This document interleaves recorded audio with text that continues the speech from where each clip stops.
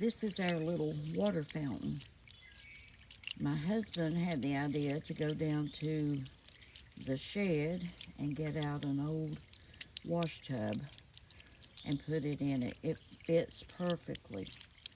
And then my son brought some, I think they're stones that go in the bottom of an aquarium. Anyway, he brought me a jar of those. And it was my husband's idea to put them down in the bottom of the fountain. And that was two good ideas he had that day. I think it turned out nice.